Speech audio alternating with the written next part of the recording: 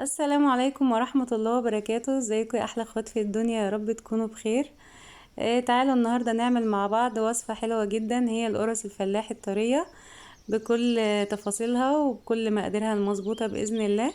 وسر خبزها اللي بيخلي اللون معانا زي ما انتم شايفين كده، احمر من فوق ومن تحت، وهشة وطرية ومفيش بعد كده.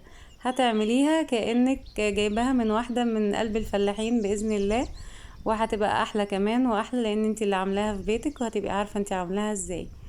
بسم الله كده. قبل ما نبدأ نصلي على الرسول صلى الله عليه وسلم، واللي مش مشترك في القناة يشترك عشان عيلتنا تكبر بيكم بإذن الله، وحطوا لي لايك للفيديو وكومنت حلو زيكم ان شاء الله.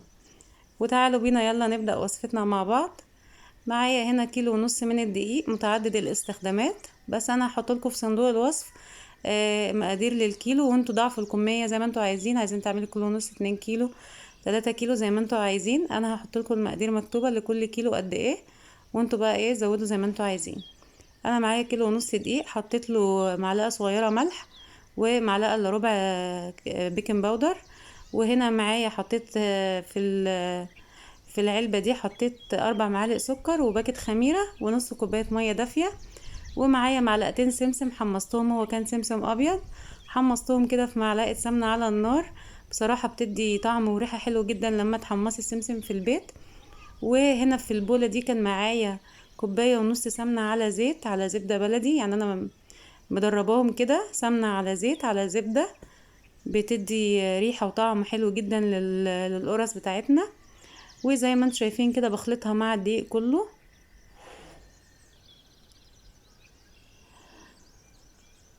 وهشيل المعلقة خالص وهبس بايديا عشان اغلف كل الدقيق بالسمنة بتاعتي. حطيت معلقة صغيرة سكر، سوري معلقة صغيرة ملح، وحطيت 4 معالق سكر في الخميرة ونص كوباية مية دافية مع باكت الخميرة بما يعادل معلقة كبيرة يعني خميرة، ومعلقة الا ربع بيكنج باودر في في الدقيق. وسبت الخميرة طبعا على جنب عشان اشوف يعني تعمل تفاعل وكده ولا ايه، واشوفها شغالة ولا لا. ومعايا هنا مع كوبايتين زبادي بلدي، الزبادي البلدي المعروفة انا بحب اجيبها عشان بيبقى عليها وشها دسم كده، ودي بتبقى حلوة جدا برضو في القرص. ومعايا هنا حوالي يعني اكتر من نص كيلو بشوية، حوالي 600 جرام او 650 لبن حليب، بس انا حطيت له معلقة خل عشان يبقى رايب، عشان اللبن الرايب والزبادي بيبقوا حلوين جدا مع القرص بتاعتنا النهاردة. ينفع برضو تحطي لبن حليب، بس الحليب بينشف القرص شوية، فيفضل ان هو يبقى لبن رايب او زبادي. وبخلط كده كل المكونات مع بعض شوية بشوية. حطيت اللبن بتاعي وحطيت الخميرة بالمية بالسكر، وهدخل العجين في بعضه كده. هعمل بايدي كده لحد ما العجين كله يدخل في بعضه كده مع المكونات. وبعد كده حلتها شوية، حلت العجينة بتاعتي شوية.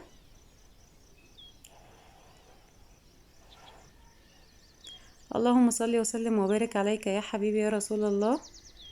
زي ما انتم شايفين كده انا سرعت الفيديو ايه، وبتفضلوا تعجنوها بتاع 5 دقايق كده. بعد ما بتلموا العجين في بعضه تلتوها شوية كده عشان العجينة بتاعتنا تطلع حلوة. وهي كده خلصت معايا زي ما انتم شايفين. وبس كده هغطي عليها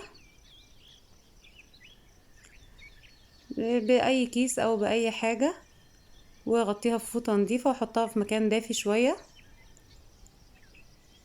عشان تخمر بسرعة معايا. هي بصراحة ما خدتش وقت، خدت نص ساعة بس عشان الكمية مش كبيرة معايا. نص ساعة ولقيتها ما شاء الله خمرت زي ما انتوا هتشوفوها كده اهي، حجمها تضاعف. ايه بهبط كده شوية العجينة بتاعتي، وبعد كده بجيب حاجة اقطع عليها العجين.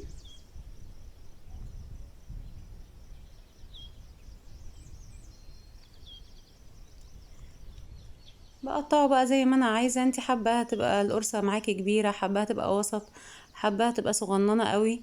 انا مقطعها كده يعني بحجم اكبر من البيضة بشوية عشان تبقى وسط كده معايا، مش عايزاها كبيرة ولا عايزاها صغيرة قوي. بقطع كل الكمية معايا وبسيبها ترفع شوية بتاع 5 دقايق ولا حاجة.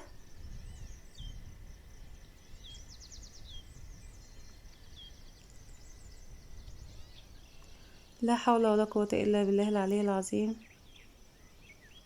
اللهم صل وسلم وبارك على سيدنا محمد وعلى اله وصحبه وسلم. وهنا خلاص قطعت كل الكمية زي ما انتم شايفين كده. وهجيب صاجات كده معايا او صواني. هي انا خدت يعني دوبك ما فيش، سبتها 3 دقايق وخدت من اول، يعني اول حاجة قطعتها في الاول خالص كانت رفعت بصراحة، وسهلة جدا معايا في الفرد، يعني بتتفرد بكل سهولة من غير حتى نشابة ولا اي حاجة. انا عندي صاجات كده زي كده هحط فيهم وهحط في الصواني. وسر من اسرار اللون بقى بتاعها اللي بيطلع تحفة ده، انك تفرديها كده في الصواني او في الصاجات وتسيبيها، يعني تسيبيها ترفع، لان احنا هنسيبها 10 دقايق كده ترفع. ما تشيليهاش من مكانها خالص وتتخبز زي ما هي في الحاجة اللي انت حطيتيها فيها.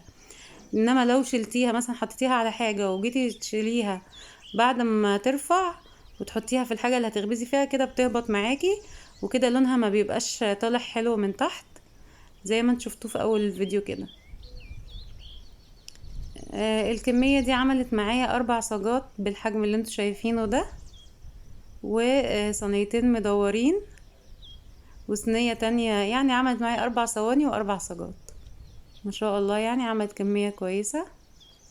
القرص دي تنفع لعشاء، تنفع لفطار، تنفع كده وقت العصاري بكوباية شاي كده، ما شاء الله عليها تحفة جدا.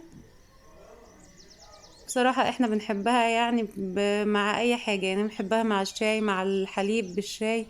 بنحب، انا عن نفسي بحب اكلها بالعسل جدا، عسل وعليه طحينة كده، وممكن جبنة بيضة، ممكن جبنة قديمة معاه، بيبقى تحفة جدا. وهنا برضو بوريكم الفرد بالنشابة، بس بصراحة هي مش محتاجة نشابة خالص يعني. زي ما انتم شايفين اهو، حطيت في الصواني مدورة وكنت مولعة الفرن 10 دقايق عبال ما هي رفعت. وبصراحة ما يعني، شايفين طالعة عاملة ازاي، ما خدتش وقت كتير معايا في الفرن. بس طبعا طول ما هي في الفرن انتي بتلفي الصاجات معاكي او الصواني شمال ويمين عشان تاخد لون حلو من تحت ولون حلو من فوق. بتولعي الاول من تحت بس، وبعد كده بتولعي الشواية، بتحطيها في تحطي الشبكة في اول رف من تحت وتحطي عليها الصاجات بتاعتك. هي ما خدتش وقت معايا بصراحة عشان الجو مش حر، يعني مش قصدي مش ساقعة، الجو كويس. وهي طلعت معايا زي ما انتم شايفين كده، بسم الله ما شاء الله. الصاجات اللي في الاول دي خدوها ولادي يتعشوا بيها بصراحة، يعني دول كده معايا الصواني بس، يعني دول كده اللي كانوا في الصواني. الصاجات اخدوها اكلوا منها بالهنا والشفا. جربوها يا جماعة هتعجبكم جدا، تبقى حلوة الفطار الصبح للاولاد وهم رايحين المدرسة، بكوباية لبن، بكوباية شاي، مع اي حاجة في العشاء وفي الفطار. وهو زي ما انتم شايفين معايا عسل اسود، انا بحبها قوي بالعسل الاسود عليه طحينة، يعني مش بحب العسل الابيض قوي زي العسل الاسود بصراحة، بتبقى جميلة جدا. وبقلب العسل مع الطحينة كده وهدوق منها معاكم. هي هشة وطرية وجميلة بصراحة زي ما انتم شايفين كده، ما شاء الله عليها يعني. جربوها وقولوا لي رأيكم في الكومنتات، وما تنسوش اللايك يا جماعة والاشتراك في القناة والشير. شايفين طعمها تحفة. ودي كانت وصفة النهاردة، يا رب تكون عجبتكم. بحبكم جدا، مع السلامة يا احلى اخوات في الدنيا.